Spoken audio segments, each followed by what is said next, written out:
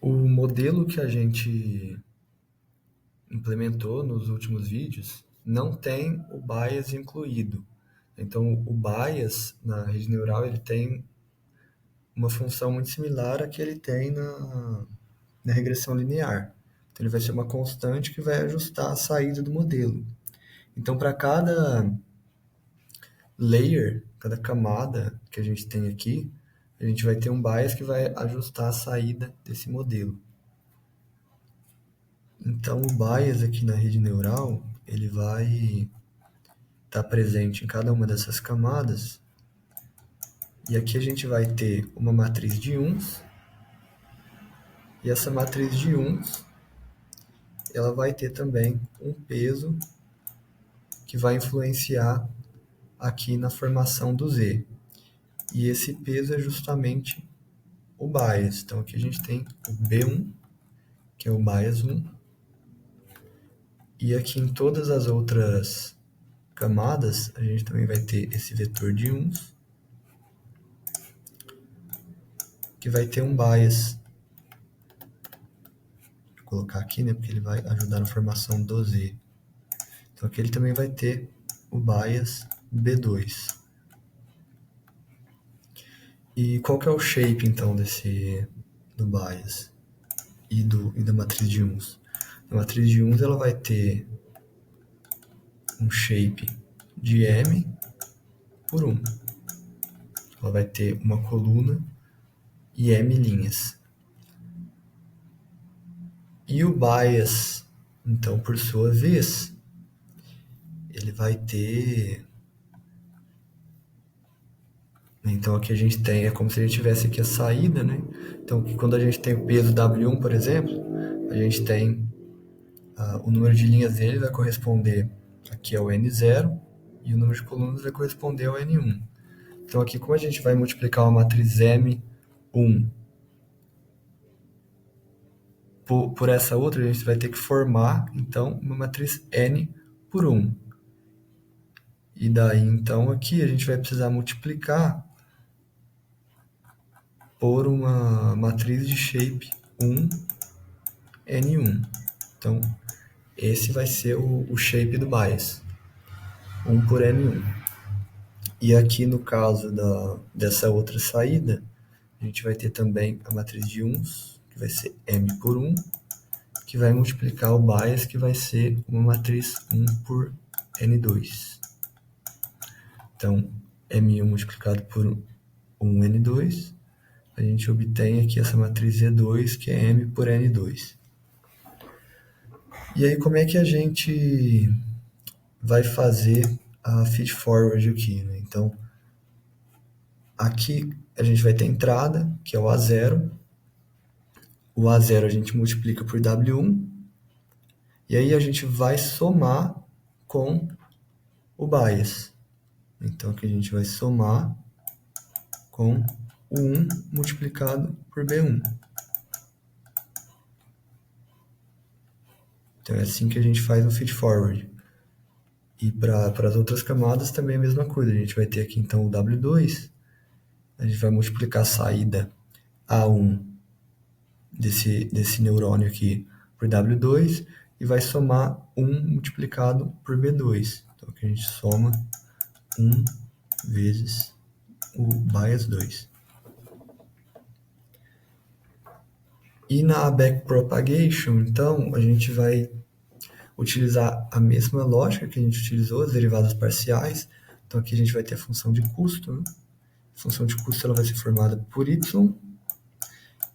e vai ser formada pela saída, que nesse caso aqui é o A2. Então, a gente vai ter aqui A2.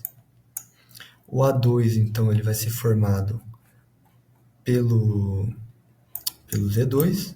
Então, o Z2 passa pela função de ativação. E o Z2, por sua vez, ele vai ser formado por W2. Ele vai ser formado, então, por A1. E agora, pelo bias. Então, aqui a gente vai ter o bias B1.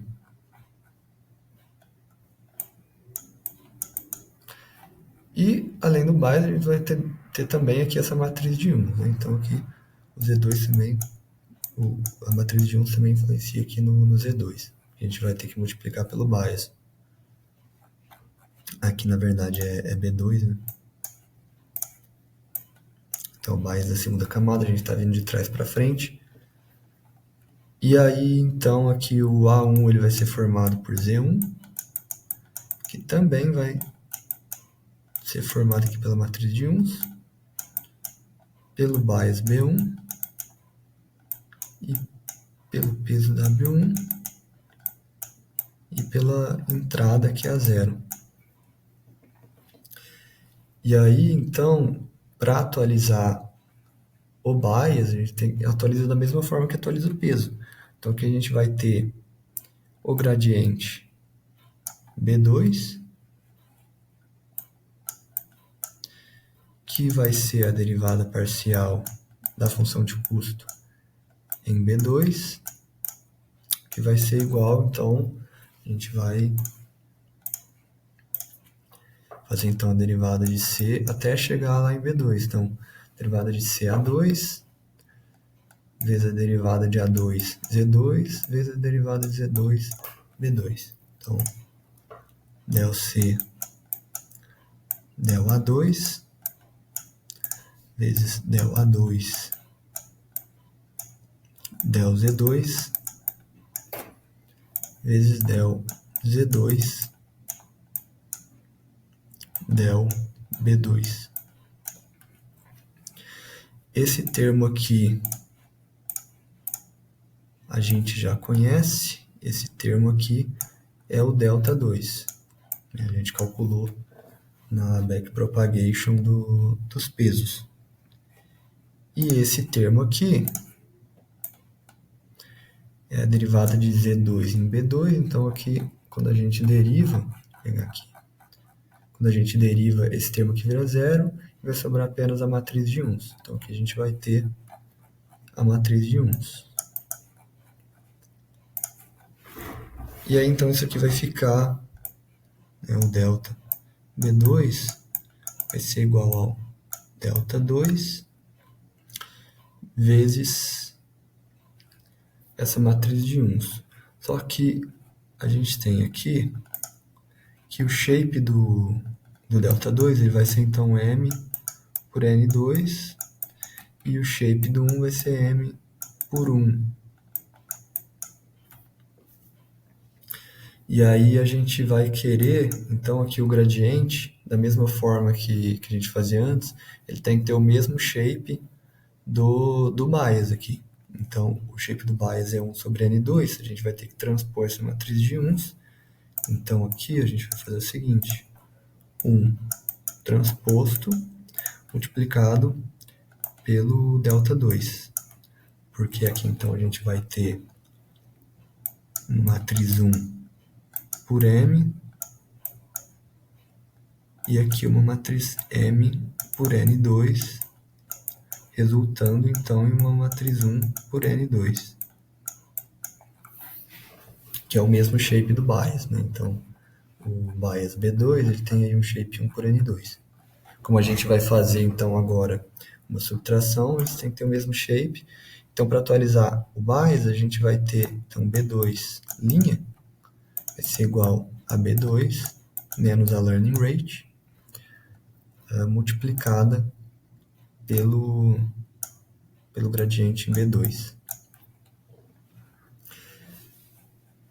Então, aqui a gente tem a atualização do bias da última camada. E das outras camadas, então aqui eu vou pegar da camada 1, a gente vai ter então aqui o gradiente em B1, que vai ser del C por del B1. E aí o caminho, então aqui esse caminho se repete, então aqui a gente vai ter o delta 2,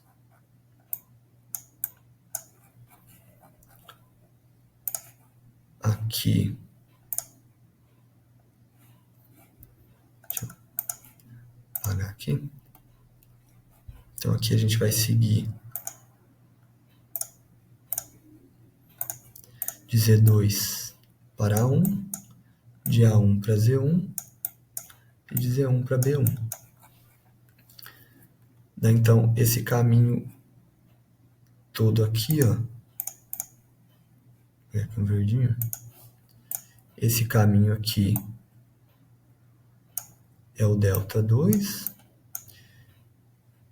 e esse caminho todo aqui é o delta 1, né?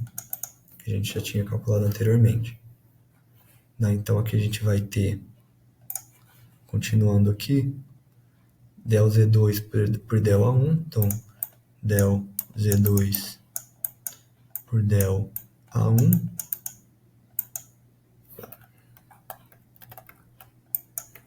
vezes del A1 por del Z1, e aí esse termo